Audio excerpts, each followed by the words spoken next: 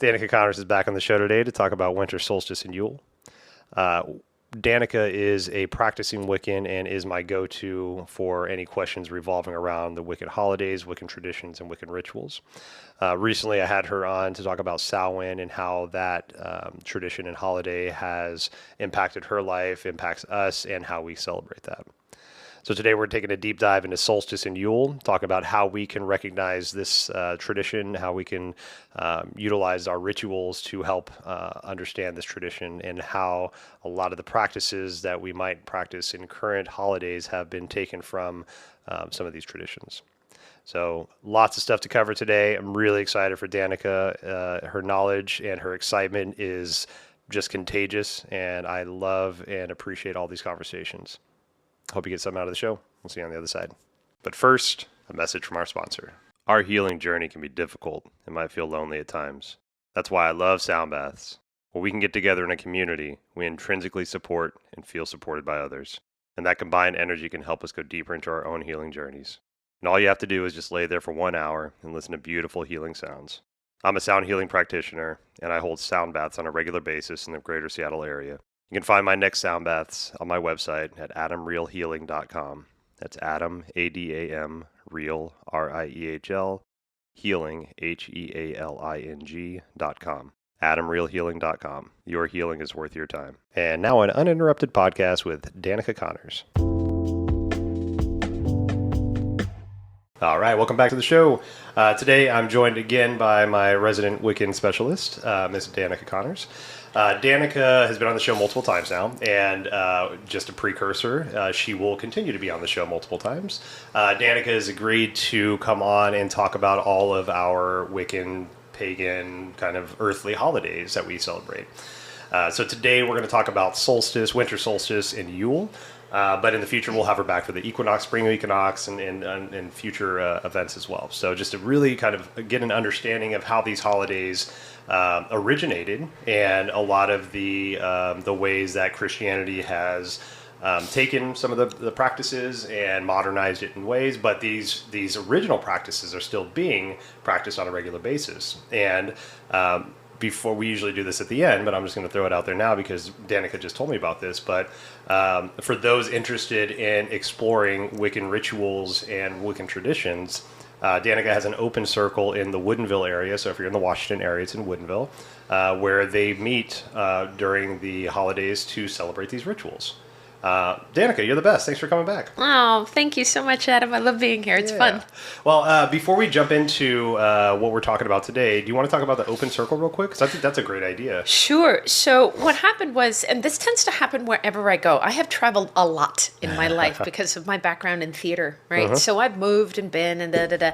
And I end up in places, and I feel like I look for groups or things like this that I want to be a part of, and instead, all of the sudden, people start coming to me, and they go, "So do you facilitate it?" And it happens a lot. And so when I got here, I basically, I celebrate these things myself, and I invited a couple friends over, and they told friends, and they told friends, and then it turned into something a lot larger, which I love. But I do facilitate basically an open circle in Woodinville, and we do the 8 Sabbats at this point. Okay. There is talk about developing more inner focused coven work as well. That's something kind of down the line, but the open Sabbath circles happen for each one. Wow. And if your listeners are interested, they are more than welcome to be a part of that. All they have to do is email me at danicaconnors@gmail.com and request to be put on the list, and I can answer whatever questions. And it's a flexible thing. It's not something where you have to come to all of them. Okay. It's you come to the ones that you can. And for me, the ones that you can seem to be the ones that Spirit goes, and this is what you need now. Yeah. So that happens a lot. And we're about to do Yule and I hold them on the day. Mm-hmm. Some groups tend to try and do it the closest weekend. Right. But for me, I tend to be purist in this way. It's only because I really have the opportunity to do it that I am, and it falls on the day, no matter what. So Beautiful. it's going to be Wednesday, the 20th, I believe. Yes, Wednesday, the 20th. 20th? It's the 20th or 21st, think but it's it's Wednesday, 21st. Yeah. 21st, Wednesday. Because sometimes it, depending upon the calendar and how it falls, it could be the 20th or the 21st. But this year, yeah, it's Wednesday the 21st.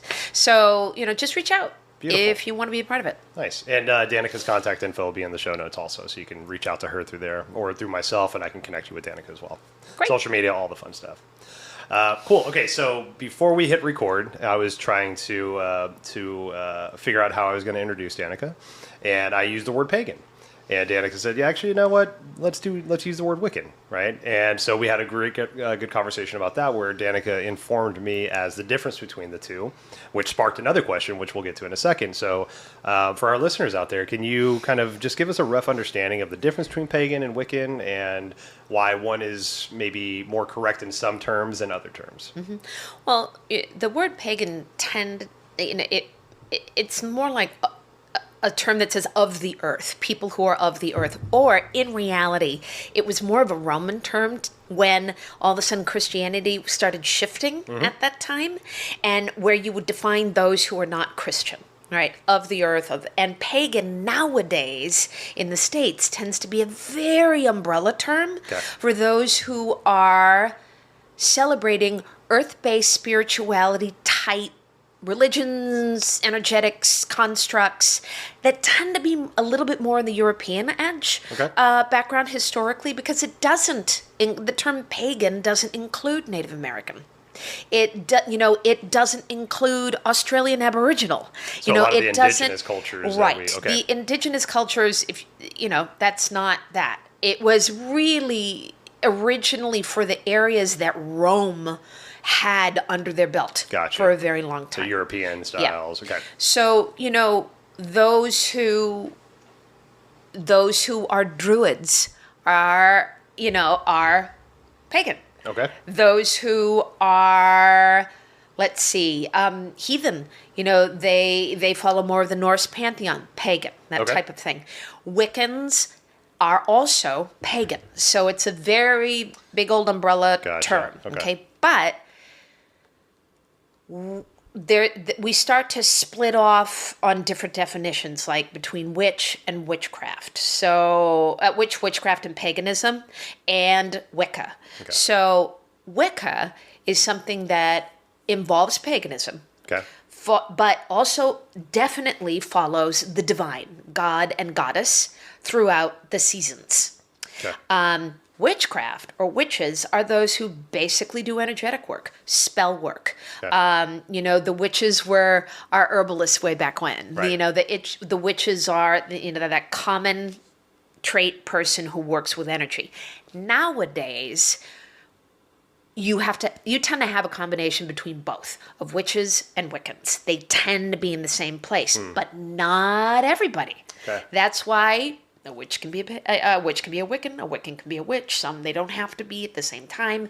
So it's really about being respectful and careful also about just using those terms. That's why for me, I'm definitely not a specialist in all things pagan.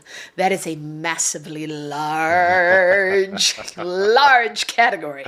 Yeah. But I have a very large background in Wicca. Nice. Now, when you're talking about Wiccan and paganism, what you said earlier how that leaves out the indigenous cultures, right? Yep. So when we were talking earlier, when we were having this conversation, the word shamanic kind of came into my mind, and it kind of sounds like a mixture of the two in a way, right? Yeah. So, well, shamanism is not a religion, right? Shamanism is a technique, a practice. Yeah. It is a practice. It is a technique. Yep. The Celts had shamans. Right? The Romans had shamans. Right. The indigenous aboriginals. But, the term shaman is basically, that has become an umbrella term here. Right. When originally it wasn't. It was describing the people who could do that type of work of the Tungus tribes in Siberia. Okay. So it has become an umbrella term as well. Yeah. But yes, many of the cultures who did shamanic work, pagan. Okay. Interesting. Thank you for that. Yeah, Right yeah. on. Yeah, that's good. For me, I like to connect the dots, right? And there's so many different variations, and we'll talk about it today, right? This is a great example of Yule versus Christmas and things like that, where, we've been, like, humanity's been kicking for a long time, and we've adapted to and unfortunately stolen from and colonized things. And now we have this, what we know as these holidays and these celebrations and these experiences that we have.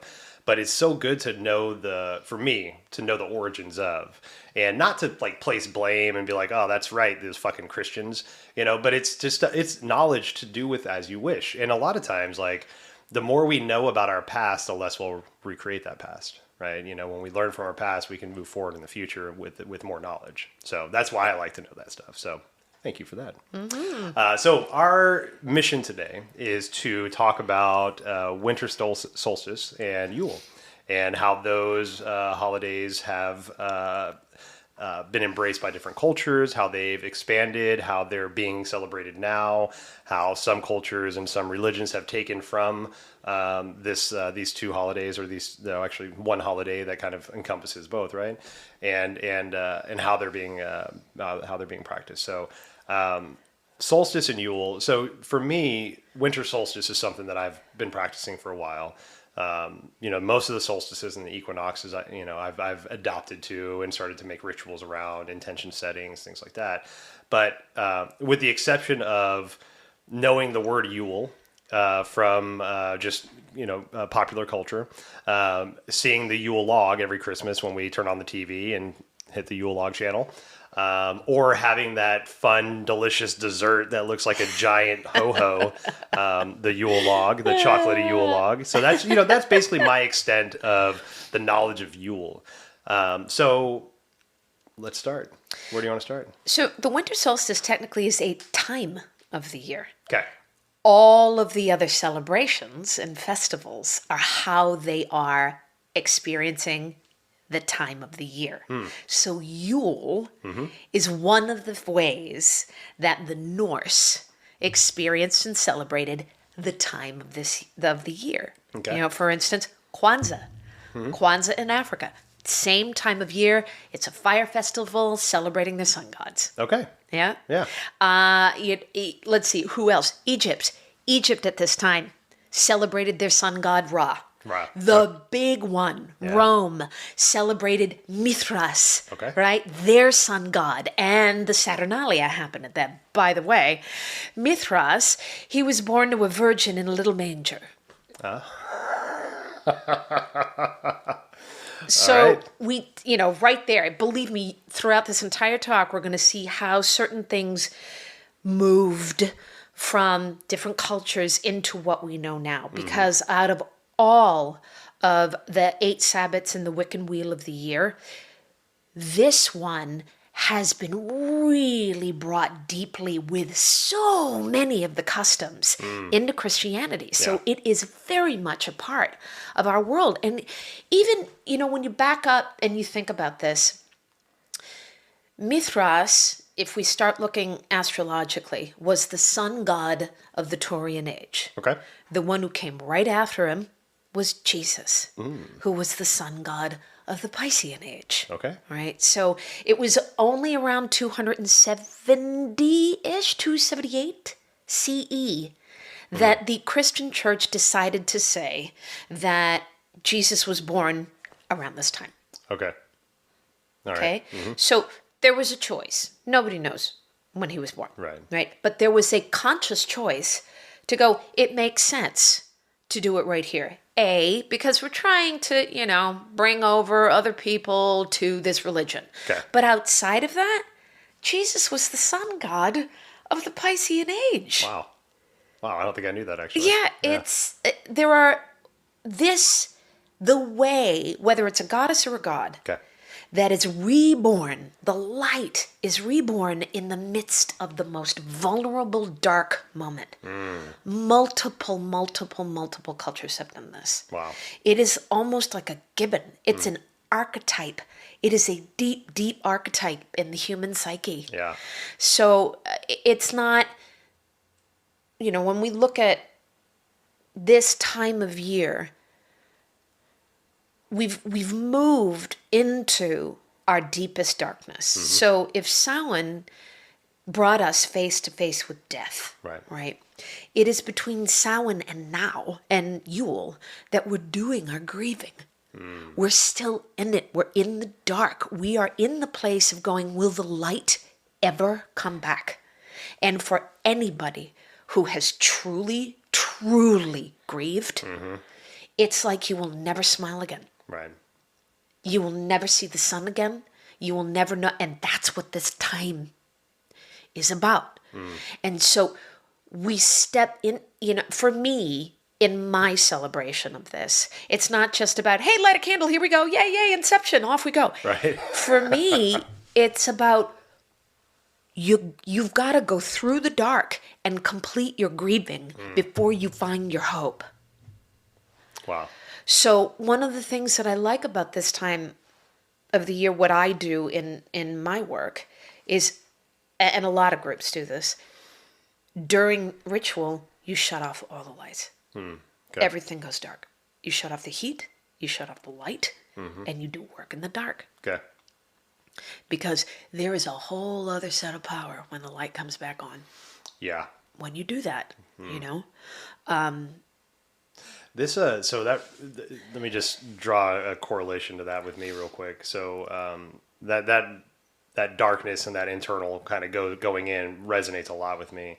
So I've done I love meditation. I'm an avid meditator, and it's been a very helpful practice in me, calming anxiety, depression, all that fun stuff. A number of years ago, I went on my first Vipassana 10-day meditation retreat. And so Vipassana, for those that don't know, it's 10 days silent meditation. You're silent you're there for 12 days total. So you get there, you're able to talk and kind of meet people for about 6 hours. And then at 6 o'clock on that first day, you go silent, take noble silence. And then you don't talk again until 10 days later. Now, through that 10 days, you meditate for 11 hours a day. You cannot read, write, talk. You can't exercise at all. You're just meditating. You have walking paths for your exercise, and you eat and sleep. That's it. And so for me, both times I've done my Vipassana were in the wintertime, right in December, January. And those were some of the darkest times of my life, because when you don't have Netflix or a book or yoga, for me, right? All these external stimuli to take my mind off the bullshit that I need to be going through and need to be handling. When I remove all that external stimuli and I'm stuck with just me and my thoughts and the shit that I'm going through and my fucking dumb story, that is dark. That is a really dark place. And so for me, having, not on purpose, but having those experiences around this time of the year makes a lot of sense, because yes, I can do work when it's nice and sunny outside, but I also internally want to seize the day and be out there doing shit. Wintertime for me is that time to go inside and do that internal work, so we can come back in the spring and birth all the work that we've been working on. Yeah. Yeah. And that's again why I love the Sabbats, because it doesn't skip any of it. Yeah. It doesn't. And this now we tend to celebrate this time of year by avoiding the dark. Quick, buy something, have fun, get some booze. Everybody say it's happy, happy, happy. Let's really get it. And you're missing the fact that you're supposed to be stopping. Yeah. And really looking, just because we have electricity, gang, we all know the sun ain't lasting forever. Right. It's not. Yep. Everything's got a We timeline. don't know what's going to happen to our atmosphere. We don't the fact that we think the sun is a given is ridiculous to me. And so on the longest night of the year, when you sit in your darkness, when the candle goes back on, there's a level of gratitude that is so different. Wow. So different. Yeah. We come to terms with our fears here. We hear songs, like To Drive the Cold Winter Away, because there's these moments of death and the unknown are so embedded here. And our culture doesn't even acknowledge that. Right. Yeah. in the least. We just give a present and off you go. You know? Even though that's part of the history of the celebration, but it is, even in some Wiccan groups, some skip, like they don't skip, they kind of gloss over the dark, and they jump straight into the hope. And I feel like for those of us who really have gone through things like that, you work and yank yourself across bloodied fingers and bloody knees to find that hope. Yes. So when it returns, it's like, ah, like literally Yes. your eyes are streaming with tears in that moment of a quiet thing, and you're back and you didn't even know how you got there. Right. And that's what the inception of the Sun King is. And for me, this time is not about the rebirth of the Sun King. Okay. It is about the inception within the goddess. This is still vulnerable. Any women who have been pregnant, most don't talk about their pregnancy until they've gone past a certain time, Okay. to guarantee that they're actually holding the Yes. pregnancy. Most definitely. Right? Yep. So this is that same time. This is just the inception. Okay. This is the massive vulnerability of that light. We still don't know. This is the impregnation moment, right? That's why when we look at Newgrange in Ireland, and the old name of Brunaboyne, and I was there, and man, when you are sitting, unfortunately I was not there on the solstice, Okay. but I was there in February, and I went in, and it's this earth mound cave kind of thing, and you go in, and it's pitch dark. It is dark and claustrophobic, Yeah. and it is in on you, and on the first rays of the rising sun penetrate that darkness through the cave, and it's literally symbolic of the sunlight impregnating Mother Earth again. It blows your mind when you touch, like the trilithons in Stonehenge, same thing. On those, everything is lined up with the solstices and the equinoxes, Right. and on that day, the sun comes through one of the trilithons there too. We see, we reenact that inception moment, Right. right? And we kind of roll into, which I think is fun and interesting to think about, right? When we go, the Virgin Mary gave birth of Christ, right? We forget what the term virgin actually meant. Okay. Okay? The virgin had nothing to do with lack of sexuality. Okay. Virgin, in its traditional Roman term, was a woman who, A, had no husband, financially took care of herself, was outside the law, could take multiple lovers at will whenever they wanted. They were of themselves, by themselves, and for themselves, Really? meaning intact. That Should we is all what, be working towards virginity then? or exactly. Jesus Christ, that's like the coolest Exactly. term ever. That is the virgin. Oh, I had no idea that Right. there was that much depth to that etymology of that word. Huge, Christ. huge. Wow. It was turned into a purification of sexuality, Oh man. as opposed to a completely self-contained, empowered female. Did we replace that word with another cool word that we can all use? I wish. Jesus I wish. Christ. I That should be wish. something we should all strive for. I know. I Holy know. Christ. I know. But it is the light. Yeah. The light that is conceived by the Virgin Goddess on that night. And that is celebrated in Wicca. That is celebrated in multiple cultures. I Yeah. mean, Mithras was born by a virgin in a stable. I mean, it's So I love mythology, and I love reading stories from the Bible, reading stories from the Quran, reading stories from all these different origin stories, all these different cultures, their mythologies, right? And to your point, what you're talking about, there's so many correlating origin stories for this type of thing, right? There's the flood story, right? Multiple different cultures have stories of the Great Flood. Not all of it's biblical, not all of it's a flood. Sometimes it goes underground, and we have to take people and animals underground to weather whatever thing that's happening out there. But there's so many of these quote unquote stories being retold in all these cultures that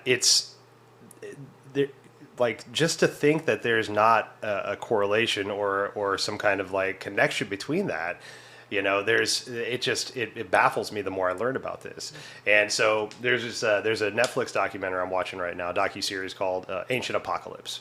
There's a gentleman named Graham Hancock who's been, he's an archaeologist, well, kind of an archaeologist, more of like a investigative journalist.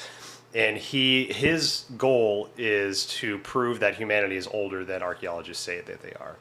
Right. And so this docuseries is him going around to all these like Göbekli Tepe, like all these like ancient sites, and talking about how all these, like, say, the pyramids or the monoliths or whatever that they put there was directed towards the winter equinox or the winter solstice or the summer solstice or the equinoxes, and how all of these seemingly ignorant cultures that didn't have any understanding or any civilization, because this is quote unquote before agriculture, have this immense understanding of the stars, the equinoxes, the solstices, and we're just counting them as ignorant hunters and gatherers. Oh, they had no idea. And then all of a sudden it's like, well, this thing that we say is 5,000 years old, we dig deeper and we understand now it's 10,000 years old. Well, according to us, culture wasn't around back then, so how do we fucking answer that question? Mm-hmm. You know, so the more stuff like this that you know, the conversations that we have about this stuff, it just opens my eyes to like, I'm just living in somebody else's story. Like, let's find the real truth out here, people. Well, I mean, it's an archetype. Yeah. These are archetype, you know, myths embody archetypes, universal pieces of the human conscious experience. And subconscious and superconscious experiences. So we can't say it's our way is the way. It's how many different ways can we do this? Let's go. Mm-hmm. Because this is how this is going to go. There's multiple ways. So let it be. Either way, when we come down to it, this time of year tends to be about the birth of the light or the inception of the light and all the ritualistic magic done to lure that light back. We want to attract that light to us, right? Yes. So this is where a lot of our wonderful, all of our little things that we do, whether it's put a wreath up, light the tree, sing carols, ring bells, all of these different traditions are ways of bringing the sun back or dispelling the darkness. Okay. You know, so for instance, if we start with something like the tree, a Christmas tree, there is debate whether, you know, was it the Celtic Druids? Was it the Scandinavians? Was it the Germans, right? Because most of the history of how it was brought to the States was probably German. Okay. Right? But how it kind of came into the Yule tradition, there were multiple cultures who do it. Some say the Celts because trees were sacred. Okay. Sacred to the Druids. And when we get into the story of the sacred Holly King and the Oak King. Okay. And within the Druid pantheon, really, that's two sides of the same god. Right? Two sides of the same coin, where the Oak King is the god that rules the waxing half of the year. Okay. And then the Holly King is the one who rules the waning half of the year. Okay. And they battle at each solstice. All right. One dies, the other takes the helm, and off we go. All right. So this is why holly, which is sacred to the Holly King, and mistletoe, which grows on the oak, is sacred to the Oak King. Gotcha. Right, so we see this holly and this mistletoe tradition. Yes. But the other fun thing about the mistletoe is when we get right down to it, to the Druids, when you squish those white berries, it kind of looks like semen. Okay. So it is considered the fertile inception. Oh. So it is brought into the in some of our traditions, the mistletoe is brought into the Virgin Goddess in the center of the darkness. Wow. All right. So you're kissed under the mistletoe. Yeah, right. Mistletoe was like so sacred, you would bind contracts underneath it. Right. Wow. So if you were promising to marry, you would kiss under the mistletoe. Okay. Right. So kissing under the mistletoe is also about instilling fertility. Okay. You know, there's a whole bunch of stuff that comes with these plants and these relationships that happen, right? Yeah. There's also the wren and the robin. The wren is the bird that in Europe you tended to see more in the winter, and the Okay. robin tended to be the one that you see in the spring. Okay. And so they would fight each other. Another Same thing. seasonal battle. One of the old English customs is like, bringing around something that looks like a dead wren Okay. on a bed of holly. So you're seeing like the end of the dark half of the year kick, Right. bringing in the new. Wow. Yeah, so it's interesting. I mean, that's that realm. Yeah. And then when we go to Christmas trees, right? Okay. Mhm. Evergreens. Yep. There is something so incredibly sacred about a plant that stays green all year. In the face of the darkness, it still stays green. Yeah. So if you're gonna use anything for sympathetic magic, right? All right. It is about honoring the things that still stay green, Yeah. okay? And putting lights on it. Mm-hmm. Nothing like a little more sympathetic magic. Right. Bring more light in. Light Right. on something that's green. Wow. Here we go, right? Now, have we always cut the tree down and brought it inside? Not necessarily. Okay. The Druids would not have. Because I was That- about to say, when you said that they're sacred, Yep. it's like, well, why would you cut it down? Yeah, Okay. to the Druids. Yes. Scandinavians and Germans Yep. brought it inside. Okay. But there's also something fascinating about bringing it inside. It was a symbol of giving the fairy spirits and the green spirits a place to stay warm for the winter. Oh. It was protecting them. So it's almost like bringing their home inside so Yes. they can have a safety. Yes. Oh, I love that. Yes. I want a tree now. I was Yeah. always against trees. See? Right? It's like, hey, here we go. And it's also to honor them. Yeah. To decorate and play and say, to say you are a part of my life, I am a part of yours. I will protect you. Okay. That type of thing as well. Putting that's why when the candles are lit on our lights that we see in the tree, when you turn them on, getting that sympathetic magic. That's you going, please, son, come back. All part of that sun, just like, hey, Please, we're please, showing son. the light where to return to. Please, come son, back home. Come back. And the ornaments were all basically different little amulets and acts of hope for what you wanted for the new year, for Okay. your wishes. So what hung on the tree is what you were trying to draw to you as well. Mm-hmm. So when you think about what you put on your tree, like for instance, I'm Irish and German and Russian. Okay.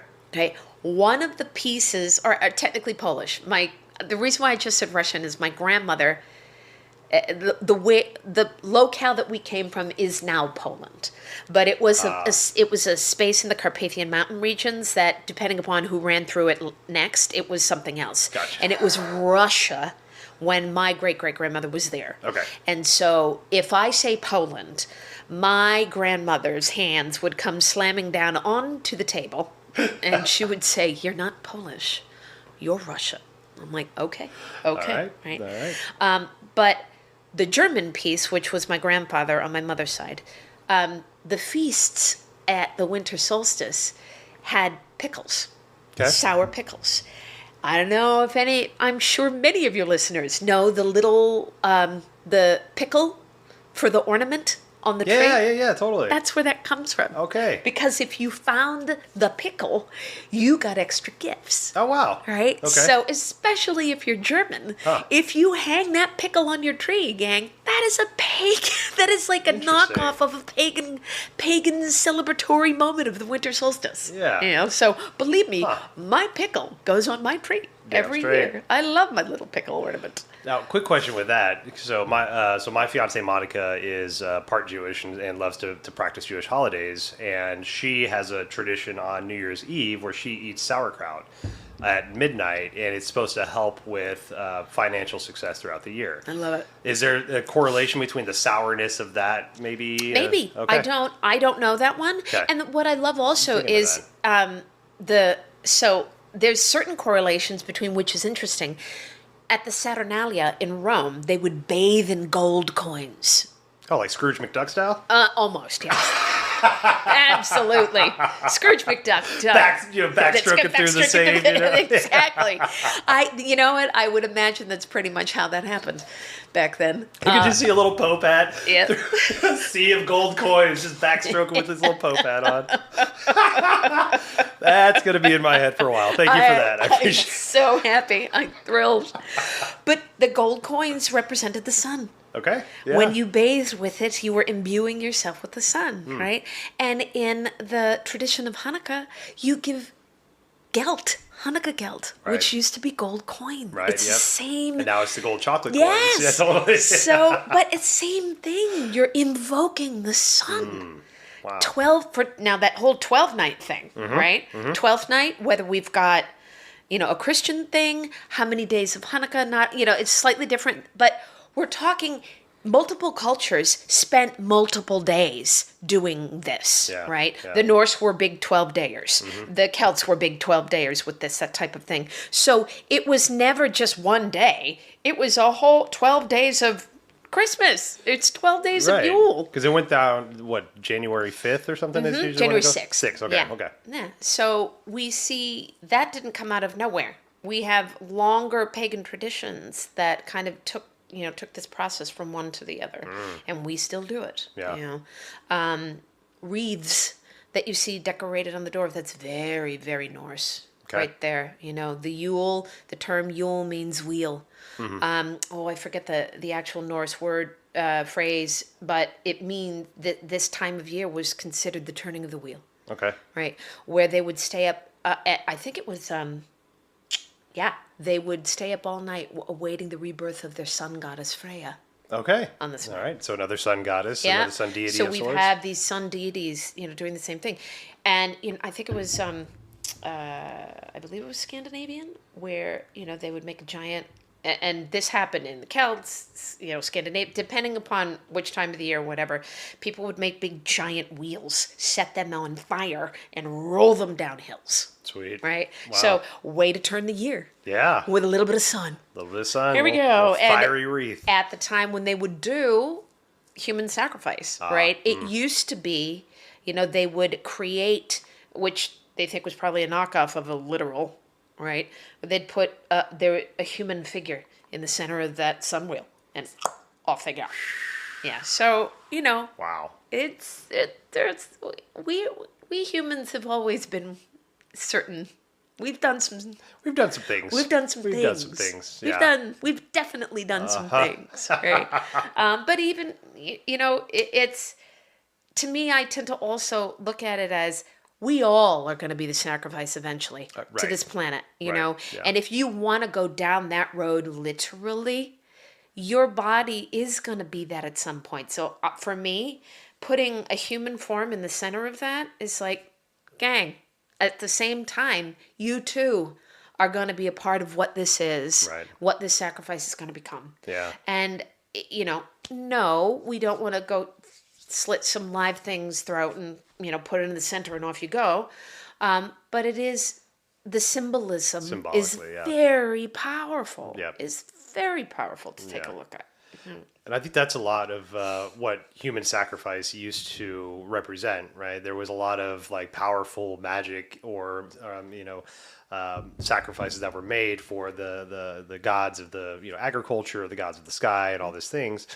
And I love, again, mythology from all different cultures. You have countless stories of, let's say, South America, it's Quetzalcoatl. In other areas, it's Viracocha. In Hawaii, it's Maui, right? Where you have these, after that great flood we talked about earlier, you have these beings that generally are bearded in some kind of way. The idea is that they survived the great flood, they survived the extinction of the world, but they had knowledge because the world was very advanced before we went through this big change. Mm-hmm. And then they set out to the continents again to share agriculture, to share how to respect the gods without having to kill for the gods, and shared a lot of this idea, right, about how to responsibly worship gods and how to responsibly look at the sky and all this stuff.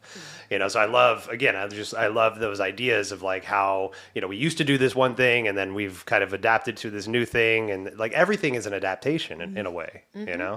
And that's, again, I think we talked about this last time, when we are when we're so worried about culturally appropriating, I understand that. However, underneath all of this is an archetype that belongs to everybody. Right. You know, the honor is not to just take another culture's something, but the archetype underneath that does not belong to one culture. I really appreciate you saying that, you know, and I know we need to be very aware that appropriation happened, colonization happened, Oh, yeah. but also everything has come from something. And one of the things that somebody brought up to me a while back when I was having this conversation was their example was language. You know, if we would have kept language the way it was developed, we'd be hitting on stones and clicking with our mouths. And that'd be fine if that's what we had. But now we have all these different buzzes and all these different vowels that we can make and all these different ways that we can communicate because language evolved, right? And it could have just stayed in the way that Stone Age way stayed, and we could have just been happy with that. But it had to evolve, right? Just like all these traditions have to evolve, the culture has to evolve, right? And so it's up to us to honor where we've come from, honor the information that's been there, and not just be like, oh, I like this, I like that, I don't like that. I'm going to leave the gods out, but I'm going to take the presents and the pickle. I'm going to fucking keep the pickle in there. Hell yeah. Coming with me, you keep know? the pickle. But if you don't know why you're taking the things you want to take and leaving the things you don't want to take, you know, then that's where the appropriation comes from, right? I just want all the goodies. I don't want to acknowledge that there's evil spirits and that there's a dark day. I just want all the presents and then all the fun food stuff, and then we'll worry about the light later. It's like, no, man, it's all together. Yeah, there's so much with that, and you know, I just sometimes I find that, you know, people generally want to do the right thing, in my opinion, right? And sometimes this type of thing can keep very genuine people from truly stepping in and expressing themselves. Yeah. And that's where I tend to go, oh, Yeah. no, because way back when this all started somehow, and if that person was worried about doing anything, we never would have got here. Exactly. So, you know, there's that piece. So I love watching people mix and create an amalgam, especially in a holiday like this. There are so many things, whether you're going from, you know, Frau Holde to St. Nicholas to Krampus to, I mean, there are all, I know, right? I love Krampus. I know, Oh to my the gosh. Grinch. I don't, find the thing amidst the, here's the dark, the light is conceived on this night. What does that do for you? So, you know, some of the things I'd like to, you know, share with people as far as what they can do for themselves during this holiday, totally. right? Is take some time on the night before the solstice, right? And shut off your lights. Shut off your lights, shut off your heat, and sit there in the dark. Sit there in the dark for a while, okay? And think about what has been difficult for you, what your challenges still are, what you're working towards. And then when it's time, light a candle. Bring the light back in. Bring the light back in. I like to ring a bell Oh, that's great. because bells were used, you know, Santa's sleigh bells, Right. kind of thing. Ringing the bells were about also scaring the spirits of darkness away and clearing and cleaning space. Yeah. Okay. So when you light that candle, ring a bell into the darkness. Okay. And remember, this is the time of just hope. This isn't about, oh my God, everything's fixed. This is the first flickers of hope. And I always suggest get up and watch the sunrise on that day. Okay. Watch it. Because, like I said, we cannot take the sun rising for granted. Yeah. And this is the promise of the light coming back and awakening the earth again. It's a really great time for gratitude Yeah. in that way. Especially, those when we're still in the dark months, you know, having the gratitude for the darkness, having the gratitude, you know, there's, you know, the sitting in the dark with lights off, with no heat on, reminds me, there's a gentleman I love, his name's Ian, and one of the things we talk a lot about is, it mainly, I shouldn't say mainly, but we talk about it mainly in the Western cultural ideas that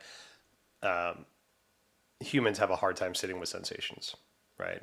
And so when you take away the light, when you take away the heat, fear sets in, doubt sets in, these intense, what we would consider maybe bad feelings start to set in. But those are all sensations that we need to understand and we need to figure out. We need to learn how fear sits with us, how we can push fear away, how we can understand the message that fear has for us and then let it go. But we need to be in those situations to be able to have that experience to sit with those sensations. Now, whether it's plant medicines or, an angry argument that you just had with a loved one, or sitting in dark and cold and not knowing when the light's going to come back on or the heat's going to come on, and you're just sitting there with that doubt. And you have to justify that with your sense of being. Mm-hmm. And that's, I think, such an important message for all of us right now, is to find a way to sit with those sensations that we tend to run away from. Mm-hmm. Sometimes they're great sensations. Sometimes it's pleasurable, right? Think about the last time you were tickled, right? That's theoretically, it's like the happy thing. We're laughing, but it's like at the same time, it's like, fucking stop, all right? I'm done with this. You need to stop touching me.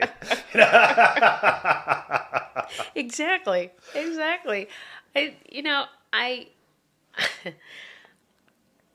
These very tough sensations, it's part of why I like watching the Wheel of the Year very much, because you're watching your god, like what we've talked about this before. We're watching our gods go through the same thing. It makes us feel accepted and held with all of the pieces that we are, with all of the good, the bad, and the ugly, as we kind of process through all of this. But, it is also a time to go, okay, so we have to make a conscious choice to stop grieving at a certain point, or it does consume us. Right. It does. It is, and there is a day, even though it may not seem like a black and white clear switch, right? There is a day where you choose to stop. And that's what Yule is also about. It's, you do your best to kind of symbolically finish the grieving process. Like some people would wear black and then burn it on that night, where you'd take a piece of cloth off and burn it to go, okay, it can't go like this forever though. We've got to put a stop. We were making a conscious choice, right? So that's why bringing the light back, doing all this sympathetic magic, bringing the Yule log in the house. Oh, we haven't even talked about the Yule log. Yeah, the Yule log. Oh, the Yule log. Oh, the Yule log. So again, traditionally it was oak. Okay. This is a druidic moment, right? Mm-hmm. Where the oak, and traditionally, it needed to be a piece of oak that was big enough to burn, heat, and light the house for 12 days. So another 12-day reference. Gotcha. Yeah. Okay. So you're putting like a stump in there, huh? Yeah. Oh, giant. And it was decorated, with holly and all these other things, gifts in order, for the gods, for the light, all that stuff to come back. And over time, obviously, it has changed. It has mutated into like sweets. Right. It's turned into a chocolate Yule log, right? Or a TV channel. Or a TV channel, exactly. But now you see a lot in the Wiccan traditions is there's a piece of wood of some kind with 3 holes burrowed into it and 3 candles. Okay. Right? Yeah. So we have the oak, the tree that is the god or the male aspect, right? Okay. And then we have the 3 candles, which represent the triple goddess of maiden, mother, and crone. Oh. So it's a white, a red, and a black candle. Wow. Okay. Right? So you have all in one place, when you light that, the act again of inception. Wow. Yeah. Wow. So there's not one thing that's missed. Every single act in circle, every single act is a symbol. Yeah. Every single act is a moment that creates magic. Okay. And it's brilliant to watch that happen. I love my favorite, and we're going to try and do this year, I hope it works, is it's a Swedish tradition, and it is so beautiful. But please, if you try this at home, be very, very aware because it's a wreath that's worn around the head with candles.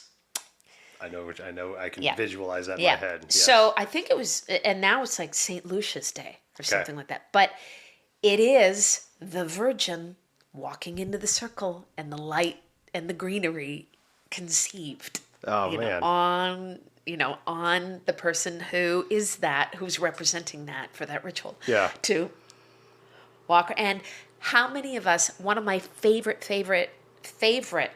when I was growing up and kind of exploring Christianity to see where this was spiritually, my favorite time was the midnight candle service on Christmas Eve. Okay. Because it cuts the crap. Like everything goes dark and the candles come on. Yeah. And the light is passed from person to person. Wow. And I'm like, oh, so pagan. Yes. This is so pagan. This moment is so pagan. And I love in circle when you light that light for the first time. And I like to light it in the direction of the area of the world that you're in. Where is the sunrise happening? Yeah. Light it right there. Okay. Right? And then bring it into your goddess and have her, everybody has a candle. Wow. And you have her light their candle, and it goes all around, and you're in that circle of Sharing light. the flame. So that Wow. you all realize our life and our light comes from these moments. I love that. And then when you sit there and you go, oh, and you listen to some of our songs, deck the halls with boughs of holly. Right. La la la la la la la la la.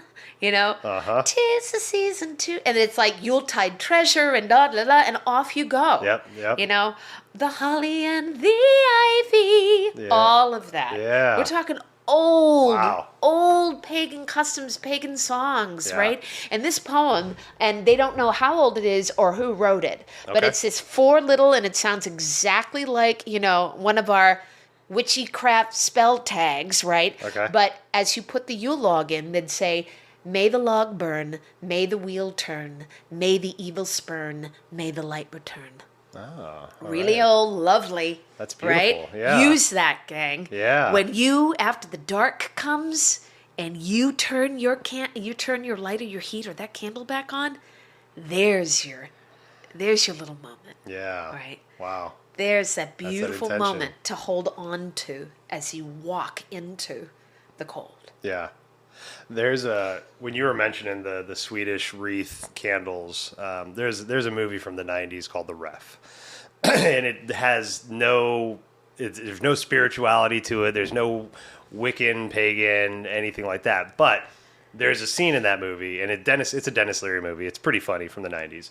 And there's an eccentric wife, and I can't remember her name. She's a pretty famous actress, but she is hosting Christmas dinner, and she is, through the movie, she's known to be a bad cook and very adventurous with the way that she tries to cook. And so she themed this entire meal for her in-laws and herself around that Swedish holiday, that Swedish deity, and I can't remember her name, but there was like this gruesome story about how she got burned and dismembered and all this shit, and she's telling this story while they're having dinner. But they all have those crowns with these long candles, and one of the mother-in-law, she's like, my forehead's burning, I can't do this. And just like, very typical Western culture of like, I don't understand, so fuck this shit. But that was my first introduction to something like that, which I didn't realize at the time. But, it's funny when we can look back and think about like, oh, that's right. I remember that. That was a little Easter egg that somebody put in my path so I could see that and down the road be like, oh, that's right. Yeah. You can, something simple too. We are very lucky out here in the Pacific Northwest to have a lot of evergreens. Right. Right? And, you just walk outside and half the time the rain has knocked something down or whatever. Bring a sprig inside and you can make that an offering. Yeah. You can burn that. It's, again, sympathetic magic, something that's green amidst the dark. Yeah. What are your wishes for this, new year? At this time, for the Norse, this was their new year. Right. Okay. So and it went through January 6th. So, we're still still doing within the this, ballpark, gang. yeah, We still, totally. we are very much part of that calendar. Yeah. In many ways. So you can make your wishes, but to do it with a little bit of evergreen takes it up a notch. Yeah. You know, and I got to say, too, having some kind of sacrifice or some kind of offering or some kind of ritual around what you're trying to manifest and what you're trying to draw in, it brings a level of consciousness to it that whether you believe that you're actually giving, like for me, what I love to offer cacao and honey. Right, my guides and my spiritual family members love sweet stuff, right? Just like myself, and so I love that sweet tooth. And you know, so when I sit down and I talk about, like, you know, I talk about this podcast, right? I'll put it out there and say, hey, my spiritual family members, I hope that this podcast can reach the guests that it needs to, help the people it needs to help, and do that. And I do that every time I release a show, and I have an offering. And again, like, whether you believe that whatever deity or whatever god or whatever spirit you're talking to comes down and actually eats that offering or receives that offering, it's the actual act of taking the time to respect the tradition and to make some kind of offering and say, hey, I would love to have, let's say, success, right? And in turn, I'm going to give you this, right? So it's a tit for tat. Like, I'm asking for something, but I'm going to give you something.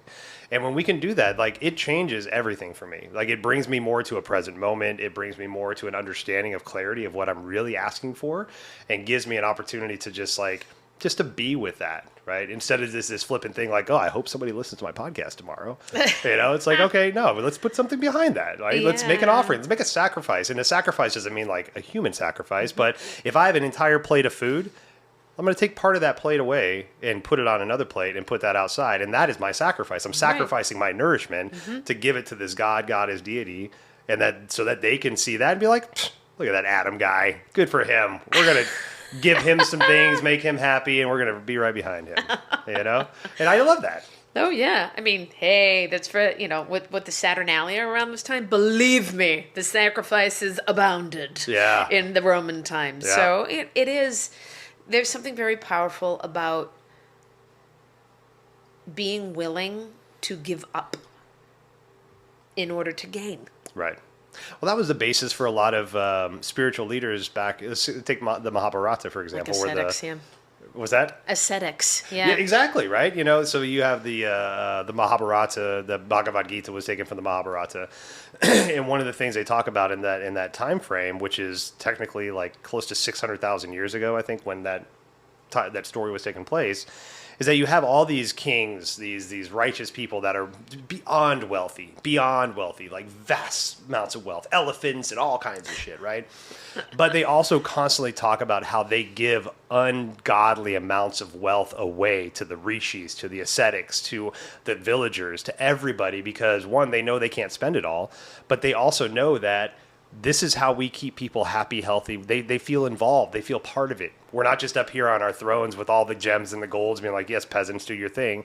We go out there, we shower them with gold and gems. We shower them with all the things because they need the things too, right? And that's that beautiful kind of like idea of like, it's not my wealth, right? I might be the director of the spirit and the director of like making sure y'all stay safe, but this is an accumulation of wealth. And so let's all benefit from this. So here, Rishi, who never will have a job, will sit in meditation probably the 90% of their life and probably not eat a goddamn thing because they're ascetic also. Here's like hundreds of millions of dollars worth of jewels and gems. So just in case, you're taken care of. Yeah. You know? It's a big balance. It's a big balance. And you know, this time is knowing what it's like to be without. You know? And so to give gifts during a time, because really, when we think about it, this was a time when the poor had no work.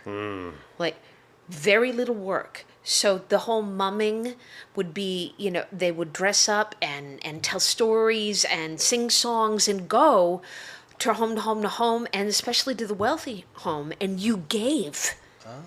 You gave. So that's where caroling and wassailing and stuff. Okay, all right. So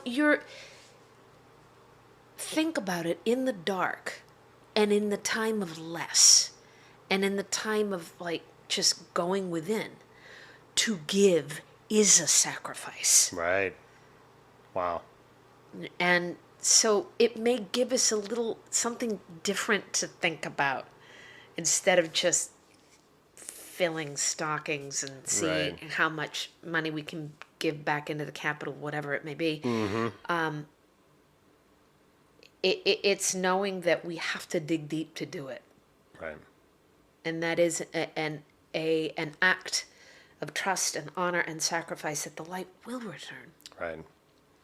Right. Now, Santa Claus and Odin. That was a really cool little line drawn for me because, I didn't know that Odin in Norse really was this wrapped up in this tradition and this ritual.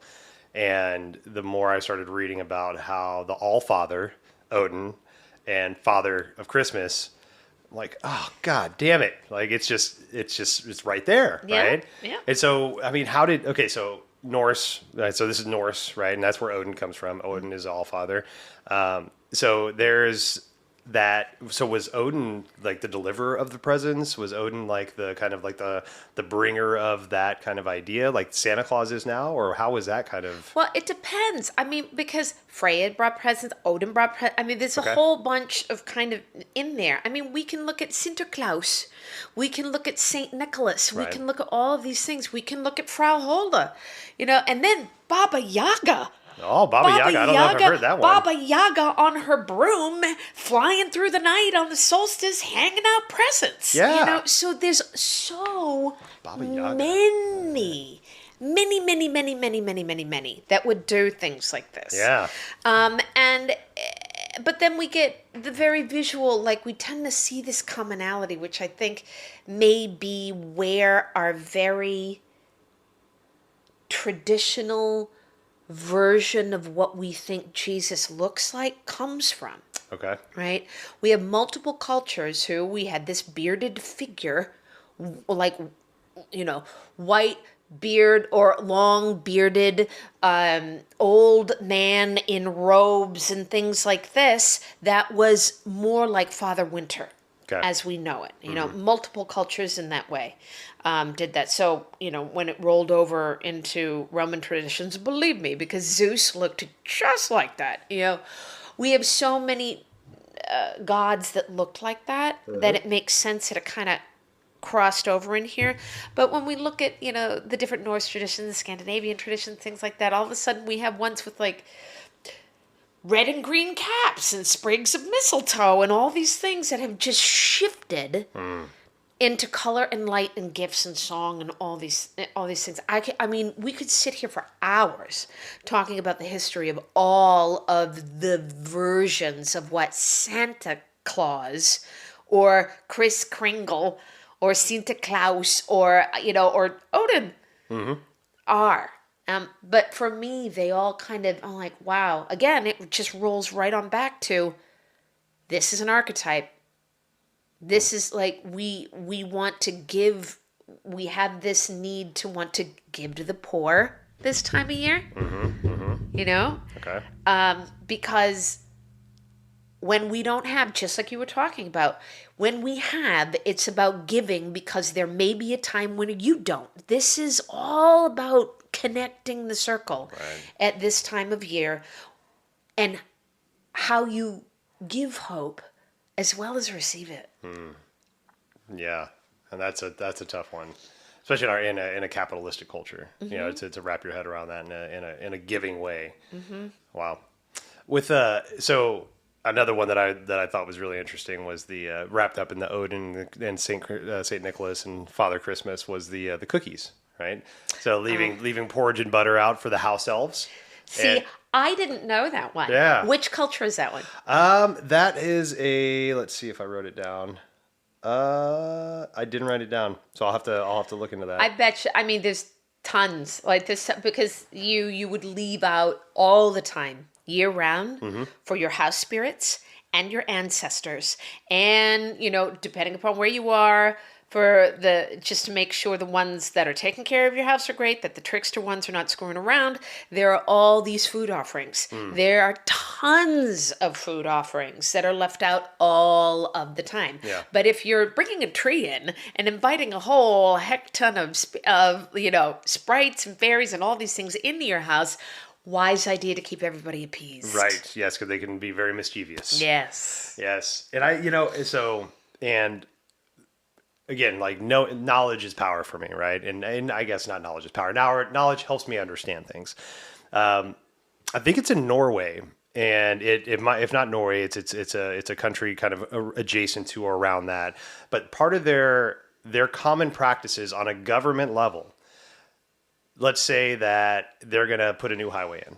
Okay, so they're going to put a highway in. They understand where it's going to go, what land it's going to take, what land it's going to cross. There's a division in their government that is dedicated to making sure they don't mess with the homes of the sprites, of the pixies and the fairies, right? And there's I guess figurative maps that they hold on to that shows where these woodland creatures inhabit. And anybody, government or whatever, that wants to build anything, make a road, put a building up, they got to consult these people and say, and those people have 100% authority to be like, no, sorry, there are fairies that live in that bush, so we're not going to do that. That's a regular, still common practice, right?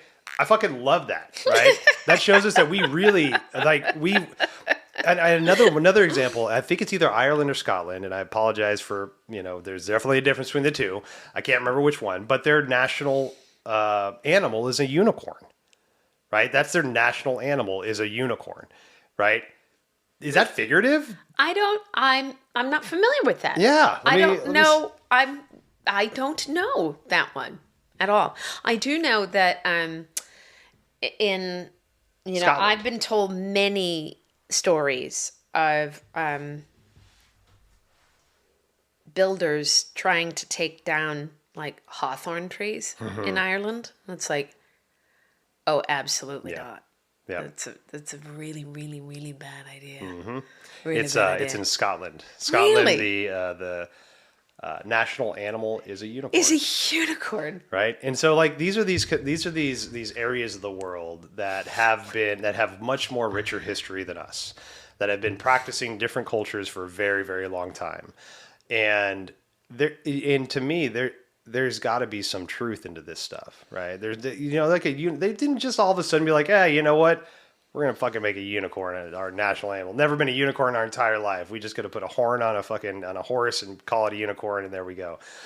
To me, it's like, you got to see something to understand that you want to have that represent your thing, right? And so, like, the pixies, the sprites, the fairies, the fucking unicorns, like, that just, to me, shows me that there used to be these things around, and we've just become ignorant to them.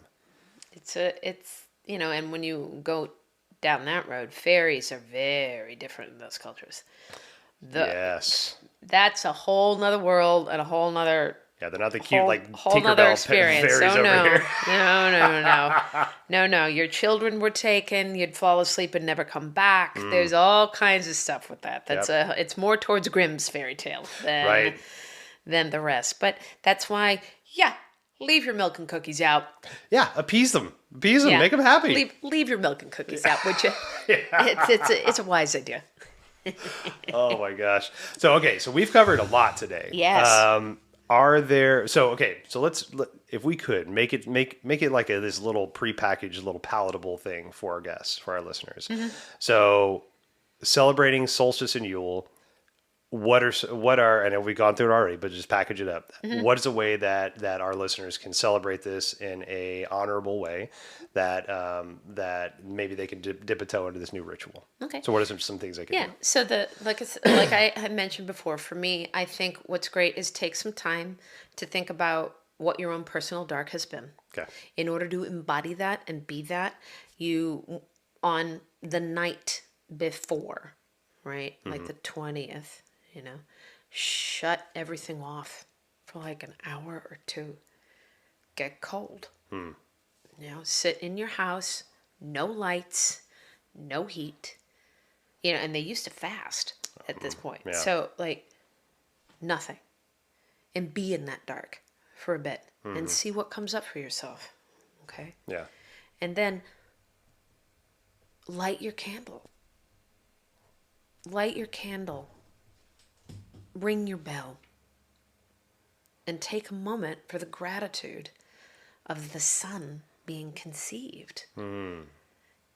Leave that candle burning if you can until sunrise, right? And watch the sunrise. Watch the sunrise. Yeah. that to me, if you're not in a circle, right, with others, that right there, I used to when I was a solo practitioner, I would stay up all night. Okay. It would be an all night vigil. Okay. I would shut off the heat and everything. And this is me. My Mars is in Aries. I'm very intense and dramatic and dedicated to the moment that I do. But I would shut off everything. I would fast. I would stay up all night, and I would drum the sun up. Oh, right on. Okay. Yeah, and believe me, when you're on the other end of that, you have never been more grateful for the sun in your entire life. Wow. Yeah. Wow. Drum the sun up. Yeah. That's beautiful. Yeah. All right. Well, I am full of knowledge, and I'm deeply grateful for you to share your experiences with this beautiful ritual, this beautiful practice. I'm excited to have you back to talk about spring equinox. Oh no, the next one's Imbolc. Oh, Imbolc. Imbolc. It's in February when we're in the deep. We're in the deep cold. Yeah. All right. Very cool. Well, thank you again. You're the best. Oh, thank you. Greatly appreciate your knowledge and hand holding us through this beautiful holiday. And I hope our listeners have that little palatable thing to take away, the ways that they can start to practice this ritual, and always reach out to us if you need anything. We talked about the open circle that Danica has for all Wiccan rituals. So please reach out to her, whether it's email, through me. I can connect you to her, but find the things that make you happy, right? Find the practices that resonate with you and lean into those, because there's probably a reason. Thank you, Danica. You're welcome. Thank you, Adam. See you next time. Bye.